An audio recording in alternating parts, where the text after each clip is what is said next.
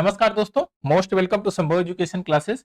भारत के भूगोल की इस सीरीज में आज हमारा पार्ट नंबर 7 है और पार्ट नंबर 7 में हम दक्षिण तथा मध्य भारत के पर्वत तथा पहाड़ियों की स्टडी करेंगे।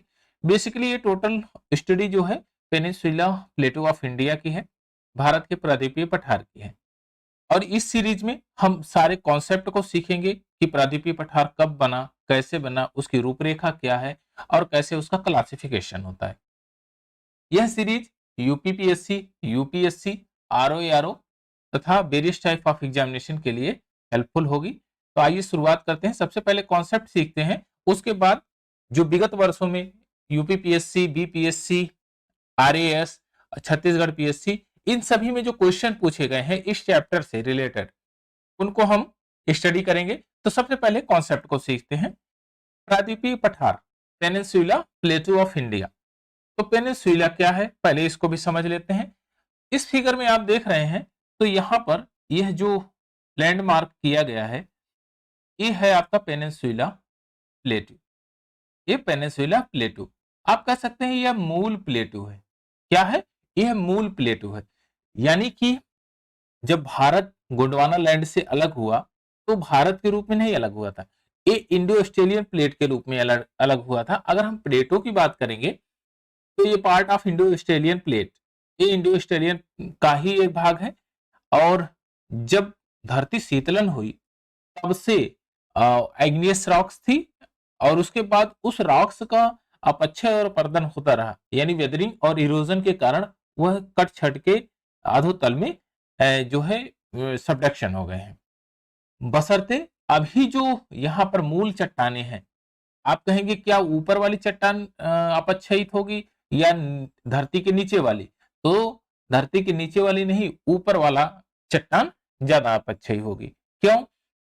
क्योंकि वहां प्रत्येक दिन वेदरिंग हो रहा है, इरोजन हो रहा है उसका, चाहे वो आपका सन से हो, वाटर से हो या कोई अन्य कारणों से हो। एक्सोजेनिक फोर्सेस के कारण इसका वेदरिंग और इरोजन हो रहा है, तो जाहिर सी बात है वो अपने अस्तित्व को धीरे धीरे समाप्त कर चुके होंगे। इसी प्रकार का ये प्लेटो है, जो कभी खूब बड़े बड़े माउंटेन हुआ करते थे, आज ये प्लेटो के रूप में यहाँ पर इंडिया में विस्तृत है। पेनिनसुला क्यों कहा जाता है? पेनिनसुला इसलिए कहा जाता है कि अगर कोई भी लैंड मास जो भी है, जो ये लैंड मास है यानी कि भूखंड है, वह जो है तीन तरफ से वाटर बॉडी से घिरा होना चाहिए। ऐसा लैंड मास जो तीन तरफ से वाटर बॉडी से घिरा हुआ है, उसको बोलते हैं पेनिनसुला। भारत में दो पेनिनसुला है, आप देख के बताइए कहां कहां पर है। तो आप ये कहेंगे कि एक पेनिनसुला, तो पेनिनसुला प्लेटो ऑफ इंडिया खुद ही, ये गोंडाना लैंड का जो ये पार्ट मेजर पार्ट है ये पेनिनसुला का। और एक आप देखेंगे यहाँ पर ये पेनिनसुला है। कौन सा पेनिनसुला है? तो यह पेनिनसुला, यह जो क्षेत्र लगता है ये कठियावाड़ का पठार है। तो कठियावाड़ का पठार जो प्रायद्वीप है, यह कठियावाड़ का प्रायद्वीप है और कठियावाड़ का प्रायद्वीप ये पेनिनसुला है। आप उसको कहेंगे कि कठियावाड़ का प्रायद्वीप। चलिए अब कुछ मेजर और फैक्ट देखते हैं। यह गोंडवाना लाइन का पार्ट है और यह आर्कियन क्रम की चट्टाने हैं और तथा ये त्रिभुजाकार है। आप देखेंगे तो ये त्रिभुजाकार है। ये कौन से? त्रिभुजाकार में है। ये चट्टाने आर्कियन क्रम की चट्टाने हैं और ये त्रिभुजाकार है, ट्रायंगुलर शेप में है। फिर आता है तो उत्तर से दक्षिण की अगर लंबाई की बात करें, इनकी लंबाइयों की बात करेंगे, तो देखिए अगर मैं लंबाई की बात करूं तो यहां से लेकर यहां तक 1600 किलोमीटर है। कितनी लेंथ है? 1600 किलोमीटर है। अगर हम इसकी चौड़ाई की बात करें तो यह है 1400 किलोमीटर। 1400 किलोमीटर क्या यहीं तक है? ऐसा नहीं है, यहां तक नहीं है। आप जो देख रहे हैं यहां तक नहीं है, यह प्लेट इस तरह से है। और बेसिक प्लेट जो है वह कुछ इसी प्रकार से थी। बेसिक प्लेट ये आपका इस तरह से बेसिक प्लेट थी। और यह जो क्षेत्र है, यह क्षेत्र मेघालय वाला है। इस समय मेघालय का जो क्षेत्र है, यही क्षेत्र है जो यहां पर है। इस पर जो ये वेस्टर्न प्लेन है, नॉर्थर्न प्लेन है, ये वेस्टर्न प्लेन पर सिंधु नदी ने अपना डिपोजिशन किया और अन्य नदियों ने मिलके, और इस पर गंगा ने अपना डिपोजिशन किया हिमालय को काट के, तथा यहां से एक नदी आप निकलती है और ये ब्रह्मपुत्रा के नाम से जानी जाती है, जो असम में अपना पूरा क्षेत्र बना के रखी है और वहां पर डिपोजिट की है। तो वहां पर आसाम का ये प्लेन कहलाता है। एक्चुअली ये पार्ट गोंडवाना लैंड का था, लेकिन डिपोजिशन होने के कारण इसके ऊपर सेडिमेंट जो रॉक्स हैं वो जमा हो गए और नदियों द्वारा लाए गए सेडिमेंट भी जमा हो गए, तो मैदानी क्षेत्र का निर्माण हुआ। लेकिन अपनी ओरिजिनल जो रॉक्स है, जो लैंड का फॉर्मेशन है, वो नीचे गोंडवाना लैंड की चट्टाने हैं, वही मूलभूत चट्टाने हैं। तो मूलभूत चट्टानों का कुछ अवशेष यहाँ पर आपको देखने को मिलता है। गारो, खासी, जयंतियां, ये सभी इसी का ही पार्ट है। चलिए, अगर मैं पूरे प्लेटो की बात करूं तो यह 1600 वर्ग किलोमीटर में फैला हुआ है।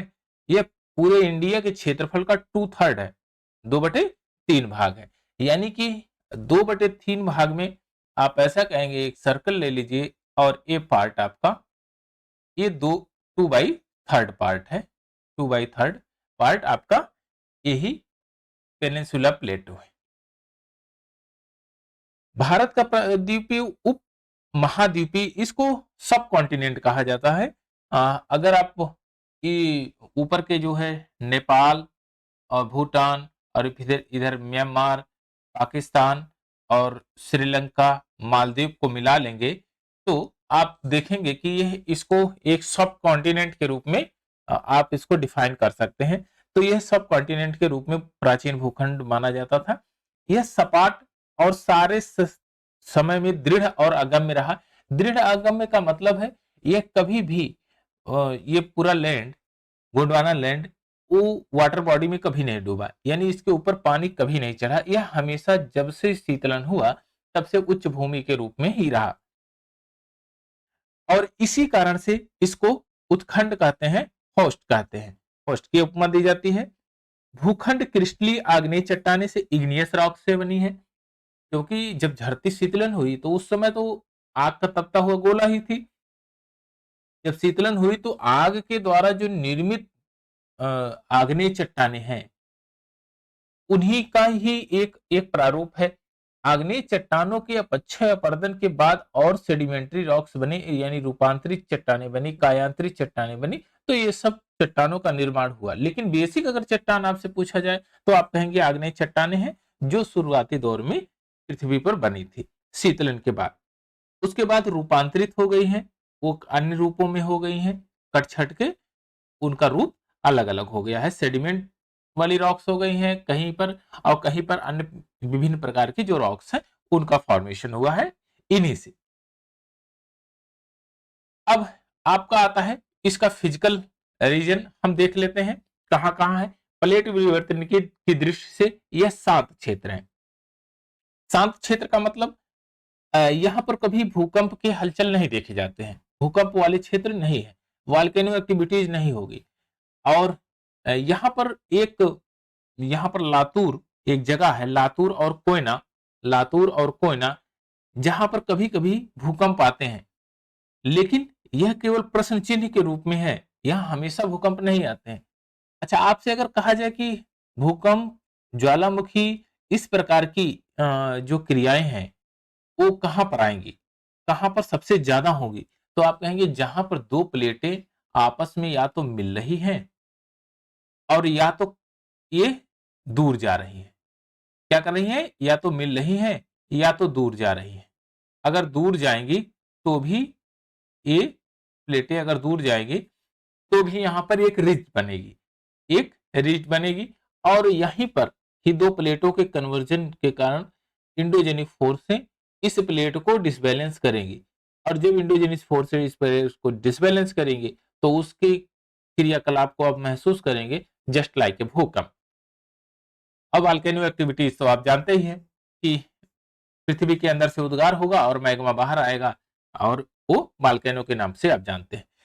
इसमें जो अर्थक्वेक के लक्षण है लातूर और कोयना में, ये केवल प्रश्न मार्क लगाते हैं, क्वेश्चन चिन्ह लगाते हैं कि यहाँ पर कभी कभी आपके झटके देखे जाते हैं भूकंप के।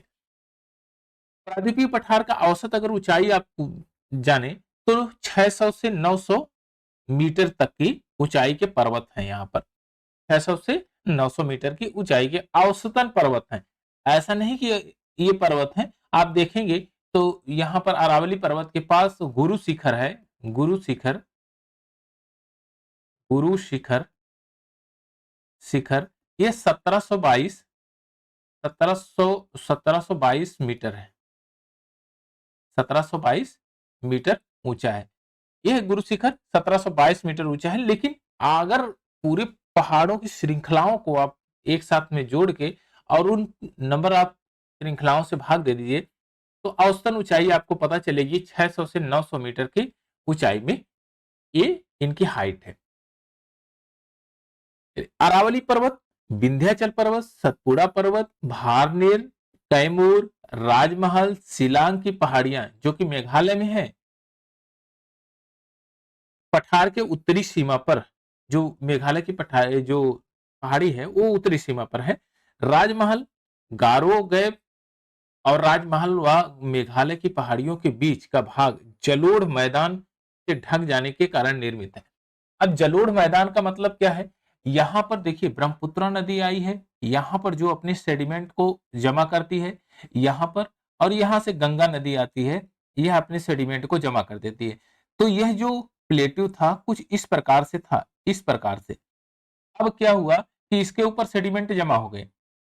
तो अब जब सेडिमेंट जमा हो गए तो जो ऊंचा वाला भाग है वो तो बचा रह गया, और जो नीचे का भाग है, जो नीचे का भाग है, यह भाग इसमें सेडिमेंट जमा हो गया। तो अभी लग रहा है कि यह जो पार्ट है मेघालय का, शिलांग की पहाड़ियों का, ये पार्ट जो है आपका अलग है, लेकिन अलग नहीं है, बेसिकली यह एक ही पार्ट है। अच्छा ध्यान से आप देखेंगे, थोड़ा सा दिमाग लगाएंगे तो आपको सब नजर आएगा। एक बार देखिए, मैं आपको इसकी सैर कराता हूं कि कहां कहां है। देखिए गंगा का जब यहां से ये सिंधु नदी यहां पर पूरा सेडिमेंट जमा किया, क्या इसके नीचे का रॉक्स खत्म हो गया, जो मूल चट्टाने थी खत्म हो गई? नहीं खत्म हुई। क्या यहाँ पर जो सेडिमेंट जमा हुआ है इसके अंदर की मूल चट्टाने खत्म हो गई? नहीं खत्म हुई।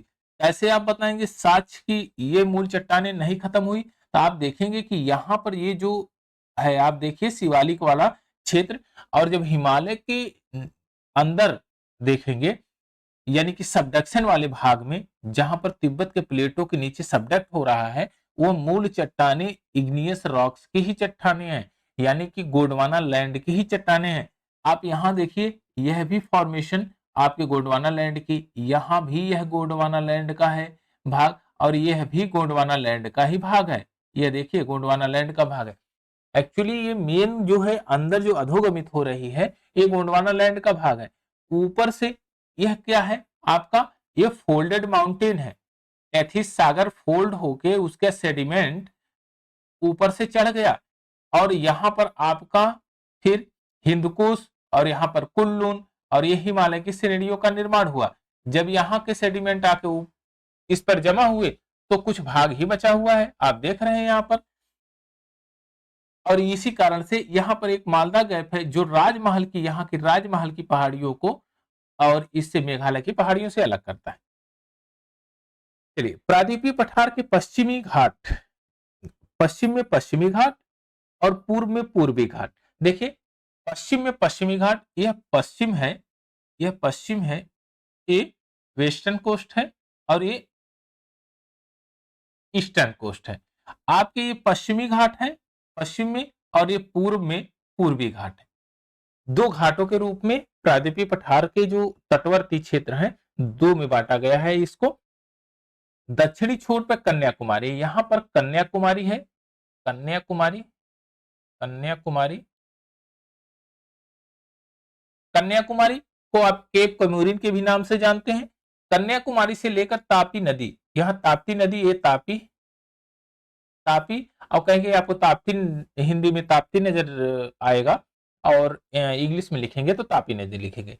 तापी नदी से लेकर कन्याकुमारी तक जो है आपका जो है पश्चिमी कोस्ट है, और यहां से आप देखेंगे तो यहां पर महानदी के इस क्षेत्र तक आपका जो है पूर्वी तट है, और पूर्वी तट का हम लोग स्टडी करते हैं। प्रायद्वीपीय ढाल के उत्तर और पूर्व की ओर है। अब ध्यान से देखेंगे, एक ये सबसे इंपॉर्टेंट फैक्टर है आपको, जब आप इसका ड्रेनेज सिस्टम पढ़ेंगे इंडिया का, तो आपको ये पता चलेगा कि ढालों का जो एरिया है वो कैसे कैसे क्लासिफाई किया गया है, अब कैसे ढाल है यहाँ पर, किस तरह से है। तो देखिए, यहाँ का ढाल जो है उत्तरी और पूर्वी है, उत्तरी और पूर्वी है। अब उत्तरी और पूर्वी कैसे हम बता सकते हैं, किस कारणों से बता सकते हैं, तो आप देखिए, मैप को देखिए और मैप के आधार पर जियोग्राफी का स्टडी करिए, आपको सारी चीजें समझ में आएगी। यहां से आप देखेंगे ये चंबल नदी निकल रही है, ये चंबल नदी निकल रही है। यहां से देखिए ये चंबल नदी निकल रही है। चंबल नदी क्या, ये कौन सी दिशा में जा रही है, कोई उत्तर है, यह दक्षिण है, ये पूर्व है और ये पश्चिम है। तो ये बताइए ये डायरेक्शन किधर है, आप कहेंगे यह तो सर उत्तर की दिशा में है। उत्तर की दिशा में जाके फिर उत्तर पूर्व में उड़ती है और ये जाती है कहां पर, पूर्व की दिशा में होते हुए यह आगे बे ऑफ बंगाल में गिर जाती है, यानी गंगा के साथ में मिलके बे ऑफ बंगाल में गिरती है। जब गंगा के साथ में मिल जाती है तो मेजर, जब छोटी रिवर किसी बड़ी नदी में मिलती है तो वह बड़ी नदी का ही भाग बन जाती है, वह अपने नाम से नहीं उस बड़ी नदी के नाम से जाना जाएगा। इसलिए गंगा के नाम से जानी जाती है, आगे जाके चंबल के नाम से नहीं जानी जाती। इसी प्रकार से आप देखेंगे यहाँ पर बेतवा है और बेतवा का भी यही हाल है, यह उत्तर दिशा की ओर प्रवाहित होकर के फिर आपका पूर्व दिशा में जाके गंगा से मिलती है और यह भी वे ऑफ बंगाल में गिरती है। अब तो यह क्लियर हो गया कि इसका ढाल उत्तर उत्तर पूर्व की ओर है। अब थोड़ा सा पूर्व की ओर इसको देखें, गोदावरी नदी यह कौन से डायरेक्शन से जा रही है, आप कहेंगे पूर्व दिशा में जाकर बे ऑफ बंगाल में गिर रही है। थोड़ा कृष्णा को भी देखिए, कृष्णा कृष्णा नदी भी इसी प्रकार से बे ऑफ बंगाल में जा रही है, गिर रही है पूर्व की तरफ जाके। और यहाँ पर जितनी भी नदियां हैं, और कावेरी, ये है आपका यहाँ पर कावेरी नदी, और कावेरी नदी भी पूर्व में जाके गिर रही है। तो इससे यह सिद्ध होता है कि इसका जो ढाल है प्रायद्वीपीय पठार का, अच्छा निकल कहाँ रही से, निकल कहाँ से रही है, आप ये बढ़िया से देख भी रहे हैं, ये प्रायद्वीपीय पठार से निकल रही है और प्रायद्वीपीय पठार से निकलने के बाद पूर्व में जाके गिर रही है।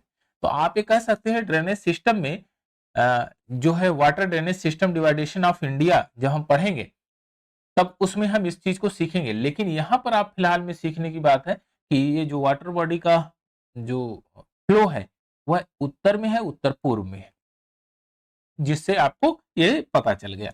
इसमें सोन, चंबल, दामोदर नदियों की दिशा से स्पष्ट हो जाता है, आप यहां पर देख रहे हैं। और दक्षिण भाग में इसका ढाल पश्चिम से पूर्व की ओर है।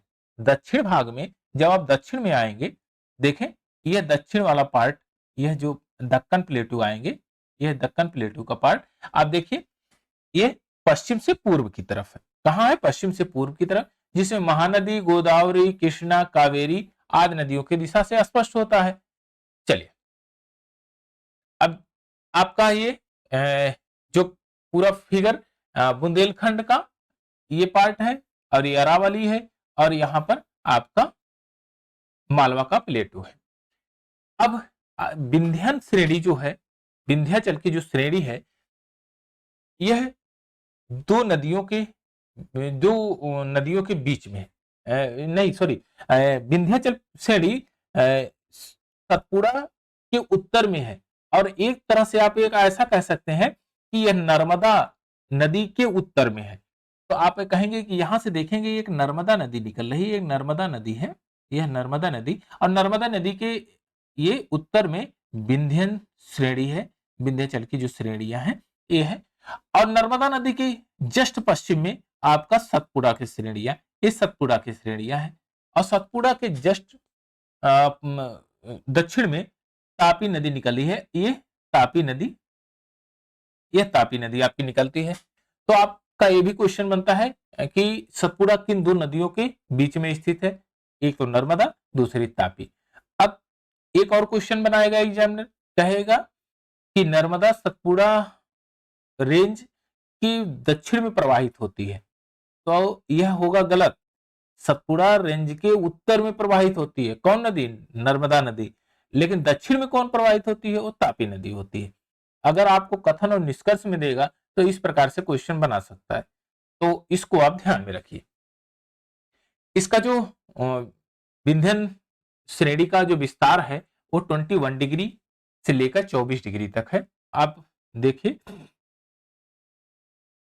यहां पर ये 20 डिग्री है और ये आपका 21 डिग्री, 21 डिग्री, यह 21 डिग्री है। यहां से यह विस्तार है इसका 24 डिग्री तक, ये 24 डिग्री तक इसका विस्तार है।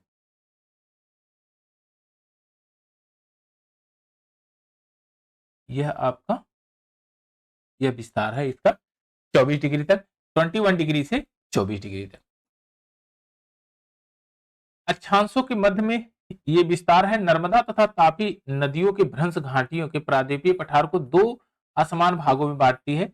ये जो नर्मदा और तापी नदियों का जो भ्रंश है ये दो पार्ट में इस प्लेटों को बांटती है, एक अपर हाईलैंड, एक लोअर हाईलैंड पार्ट। अपर हाईलैंड पार्ट में आपका जो है मालवा का पठार आ जाएगा, बुंदेलखंड पठार आएगा और छोटा नागपुर पठार। जो दक्षिण का पठार की बात करेंगे तो दक्कन का पठार आएगा। आइए फिर धीरे धीरे उसका भी स्टडी करते हैं। तो पहला पार्ट जो होता है मध्यवर्ती उच्च भूमि, तो इंटरमीडिएट हाईलैंड। अच्छा, इंटरमीडिएट हाईलैंड की अगर बात करें तो कौन सा ये पार्ट होगा? तो इंटरमीडिएट हाईलैंड, ये इंटरमीडिएट हाईलैंड होगा, ये इंटरमीडिएट हाईलैंड होगा। और फिर आता है आपका दक्कन प्लेटू, ये दक्कन प्लेटू, दक्कन का पठार, दक्कन का पठार आएगा, ये वाला हिस्सा भी इसी में है, दक्कन का पठार। वस्तुतः विंध्यन श्रेणियां, जो विंध्याचल की ये श्रेणी है तथा सतपुड़ा की श्रेणियां दक्षिण एवं मध्य दक्षिण भारत के मध्य एवं प्राकृतिक अवरोध का निर्माण करती है, जहां पर पूर्ववर्ती आर्य एवं द्रविड़ की सभ्यताओं का विकास हुआ है।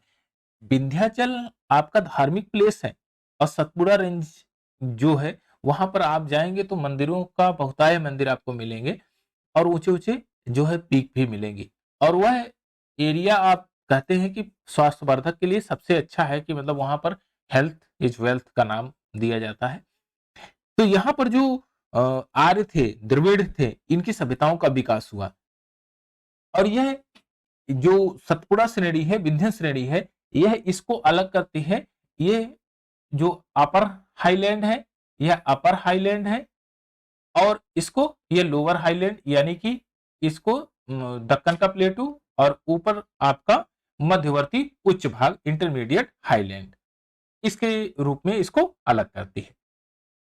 चलिए अब सीखते हैं कि अरावली पर्वत क्या है, अरावली पर्वत की क्या विशेषताएं हैं, कैसे कैसे उसका लैंड फॉर्मेशन है, कहां से कहां तक वो विस्तार है। तो आइए अब देखिए, ये आपका अरावली पर्वत, थोड़ा सा मैं इसको चेंज कर देता हूं कलर। ये देखिए यहां पर अरावली पर्वत है, यह अरावली पर्वत, यह अरावली पर्वत आप देख रहे हैं, यह अरावली पर्वत है पूरा, अरावली माउंटेन। कहां से कहां तक है तो इसका भी अभी देखते हैं। गुजरात से, यह पालनपुर गुजरात से, राजस्थान से होते हुए 800 किलोमीटर, कहां तक?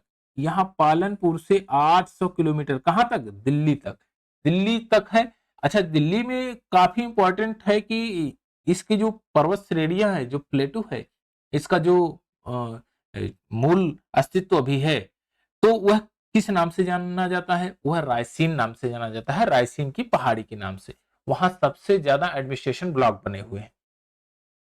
तो दिल्ली के निकट इसे रायसीना की पहाड़ियों की संज्ञा दी जाती है। ज्ञातव्य है कि रायसीना की पहाड़ियां लुटियंस की अभिसल्पना दिल्ली में एक प्रधान क्षेत्र है, एक मेजर जो है लैंड है ये, जहां पर सर्वोच्च प्राथमिकता वाली सरकारी इमारतें बनाया गया है। Indian highest priority government buildings, जितनी भी गवर्नमेंट बिल्डिंग है हाई प्रायोरिटी की, वो इसी पहाड़ी के ऊपर बनाई गई है, रायसीना पहाड़ी के ऊपर।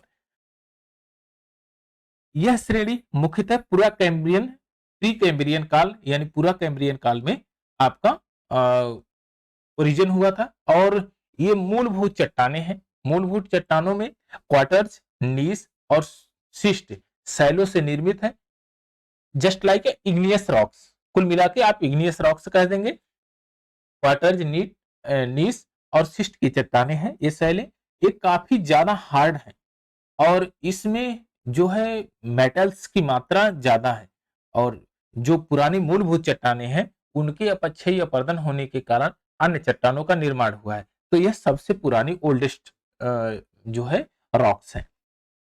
इसी अरावली पर्वत पर आपका एक माउंटेन है, शिखर है, सर्वोच्च शिखर, वह है गुरु शिखर और यह माउंट आबू की पहाड़ियों पर है। The highest peak of Guru Shikhar, इसका जो हाइट है 1722 मीटर, जो लैंड का लोकेशन है ये है माउंट आबू हिल पर। यहां पर है ये, मैं आपको लोकेशन दिखाता हूं, यहां पर है ये, यहां पर आपका है गुरु शिखर, गुरु शिखर, गुरु शिखर। और यह कहां पर है? Mount Abu, mount Abu. कौन सा पहाड़ी पर है? माउंट आबू पहाड़ी पर है। आइए अरावली के कुछ और फैक्ट देख लेते हैं। अरावली पर्वत अत्यधिक अपरदित और विच्छेदित पर्वत है। यह पूरा कैम्ब्रियन युग का बना हुआ है, अपरजित और विच्छेदित। और यह कब का बना हुआ है? पूरा कैम्ब्रियन पीरियड का। तो 600 से लेकर 570 मिलियन वर्ष पूर्व जो पर्वत बना रहेगा, तो जाहिर सी बात है वर्तमान समय, आज के समय में आते आते उसका वेदरिंग और इरोजन जरूर होगा, चाहे वह एक्सोजेनिक फोर्स हो या कोई मानव द्वारा लगाया गया बल हो, उसके कारण वह अपक्षयित हो जाएगा और वह वर्तमान में अपने अस्तित्व को धीरे धीरे धीरे धीरे समाप्त कर चुका होगा। इसी प्रकार के उदाहरण आपको अरावली पर्वत मिलेगा, विंध्याचल पर्वत मिलेगा, सतपुड़ा पर्वत मिलेगा। ये पर्वत श्रेणियां जो है ये अपशिष्ट के रूप में बची हुई हैं। तो यह विशाल मूरदार पर्वत था अरावली पर्वत, जो हिमालय से लक्षद्वीप तक, यानी कि आप कहेंगे हिमालय से लक्षद्वीप तक यह इतना लंबा फैला हुआ था, इसकी श्रेणियां फैली हुई थी। फिलहाल में जो वर्तमान में उसका अपशिष्ट होने के कारण यह केवल और केवल राजस्थान, यहाँ पर गुजरात, राजस्थान और दिल्ली में स्थित है। यहां तक ही ये सीमित रह गई क्योंकि इनका अपक्षय और अपरदन होने के कारण ये समाप्त हो चुके हैं। अब ये पर्वत रेसिडुअल पर्वत की श्रेणी में आते हैं और अगर आपसे पूछ लिया जाए रेसिडुअल पर्वत श्रेणियों में कौन कौन से आते हैं, तो आप कहेंगे कि अरावली, विंध्याचल तथा सतपुड़ा पर्वत श्रेणियां इसी पर्वत श्रेणियों के कैटेगरी में आती है। ये कौन सी रॉक से फॉर्मेशन हुआ था? तो आप कहेंगे कि यह इग्नियस रॉक्स थी, आग्नेय चट्टानों की थी। आग्नेय चट्टानों में जो है सिस्ट, नीस और क्वार्टर्ज की चट्टानें इसमें शामिल थी और यह जो है बहुत पुरानी सबसे ओल्डेस्ट माउंटेन है आपका अरावली। उदयपुर के उत्तर पश्चिम में ये पहाड़ियां जरगा पहाड़ियां, यानी कि उसकी जो हाइट है आपका 1431 मीटर है। टोडागढ़ के निकट मारवाड़ की पहाड़ियां, अलवर के निकट हर्षनाथ की पहाड़ियां और धुर के निकट दिल्ली रिज की पहाड़ियों के नाम से विख्यात है। और दिल्ली के निकट जो एडमिनिस्ट्रेशन ब्लॉक बने हैं, जितने प्रशासनिक भवन हैं, वो रायसीना नामक पहाड़ी पर बने हुए हैं और रायसीना नामक पहाड़ी इसी अरावली पर्वत का ही एक पार्ट है। यह पर्वत श्रेणी जल विभाजन का काम करती है, वाटर डिवाइडेशन ऑफ इंडिया। जब हम जल विभाजन पढ़ेंगे तो कुछ इस प्रकार से लकीरें खींचेंगे। देखिए यह इस प्रकार से है,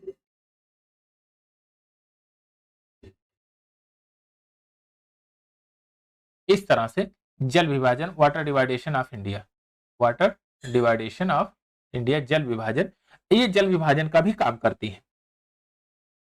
इसके पश्चिम में माही नदी और लूनी नदी निकलती है तथा जो अरब सागर में गिर जाती है।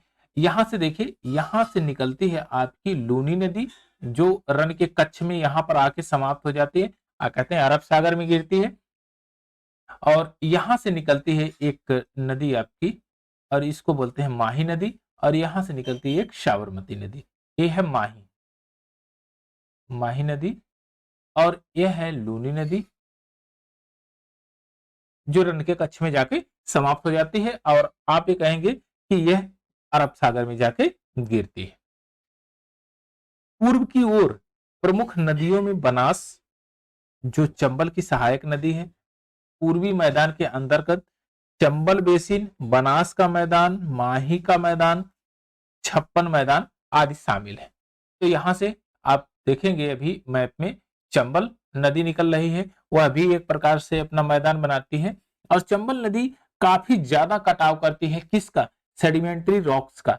और वह फॉर्मेशन करती है एक गली नुमा दृश्य का, जिसमें बरसात के समय में नदियां खूब नाले खूब फ्लो होते हैं, और जब वहां पर बरसात का समय खत्म हो जाता है तो वहां पर पहाड़ का बीहड़ के रूप में, जो रिवेंस के रूप में आप वहां पर देखने को आपको श्रृंखलाएं मिलेगी। ऐसा क्यों होता है? क्या आग्नेय चट्टानें इतनी ज्यादा नरम है कि वो कट जाती हैं? कहेंगे नहीं, वो आग्नेय चट्टानें नहीं है, वो सेडिमेंट्री रॉक्स वाली चट्टानें हैं, वो रूपांतरित चट्टानें हैं।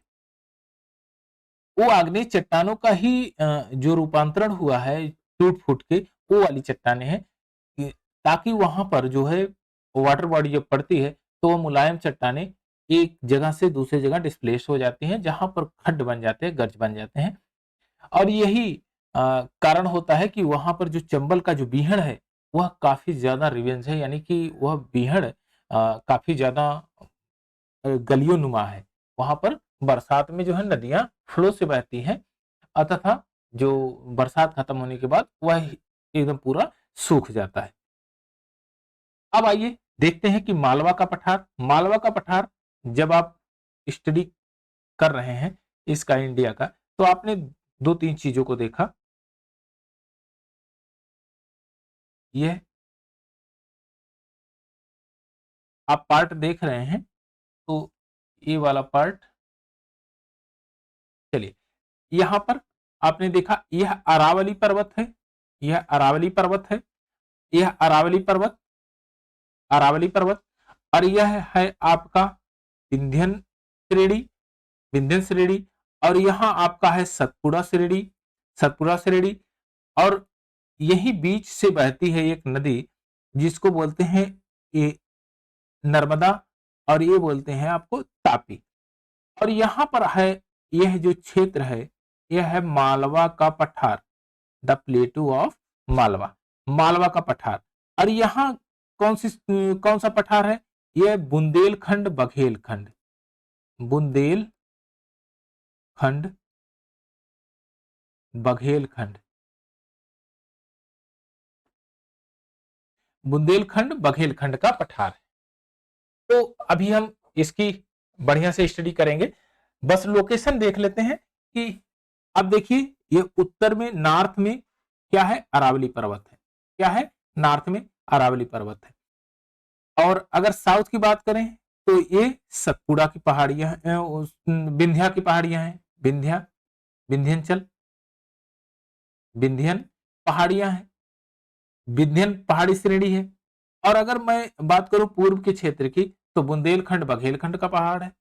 और यहाँ पर रेगिस्तान का जो क्षेत्र है, कुछ मरुस्थलीय क्षेत्र है। तो इसी के बीच में यह है मालवा का पठार। अब मालवा के पठार का पूरा स्टडी करेंगे, तो आइए वन बाय वन शुरू करते हैं इसका मालवा का पठार, और देखते हैं इसको क्या है, क्या कैसे कंडीशन है इसका। ये आपका देख रहे होंगे मालवा का पठार, ये है आपका मालवा का पठार। ये इधर है आपका अरावली पर्वत, इधर है आपका विंध्यन पर्वत, यह मालवा का पठार है। यह जो क्षेत्र है मालवा का पठार है। यही, इसी के उत्तर से आपकी निकलती है चंबल नदी, और यहां से निकलती है आपकी बेतवा नदी, जो जाके गंगा, चंबल नदी यमुना में मिलती है, और यमुना बेतवा भी जाके यमुना में मिलती है, और दोनों मिलके आगे जाके गंगा में, यमुना भी गंगा में मिल जाती है। तो अरावली एवं सिंध श्रृंखलाओं के मध्य में स्थित लावा निर्मित मालवा का पठार है। यह काली मिट्टी का संप्राय मैदान है। मालवा का पठार काली मिट्टी का है, यह लावा जनित है। यहाँ पर कभी वॉल्केनो एक्टिविटीज हुई है। लावा जनित तभी बनेगा जब यहाँ पर वॉल्केनो एक्टिविटीज होगी, तभी यहाँ पर लावा जनित क्षेत्र बनेगा। और जो वॉल्केनो एक्टिविटीज से जो लावा बनेगा, उसके सेडिमेंट, उसके रॉक्स का जब वेदरिंग और इरोजन होगा, छोटे छोटे कणों में टूटेंगे, तो काली मिट्टी का निर्माण करते हैं, जो कि काली मिट्टी कपास के लिए सबसे ज्यादा उपयोगी होती है। तो आप ये बताइए काली मिट्टी सबसे ज्यादा कहाँ मिलती है? आप कहेंगे कि महाराष्ट्र के क्षेत्र में। तो इसी के आसपास ही काली मिट्टी मिलेगी, मालवा के पठार के ही पास में काली मिट्टी मिलेगी। तो ये आप देखेंगे कि यह महाराष्ट्र के क्षेत्र में सबसे ज्यादा काली मिट्टी पाई जाती है। इसकी उत्तरी सीमा अरावली पर्वत, हमने यह आपको बताया अरावली पर्वत। दक्षिणी सीमा विंध्य पर्वत, ये दक्षिणी सीमा विंध्य पर्वत। पूर्वी सीमा आपकी बुंदेलखंड बघेलखंड है ये का पठार। और पश्चिमी सीमा राजस्थान के मरुस्थल, यहाँ पर राजस्थान का ये मरुस्थल पश्चिमी सीमा लगाता है। यह आपका पूरा मालवा का पठार हो जाता है।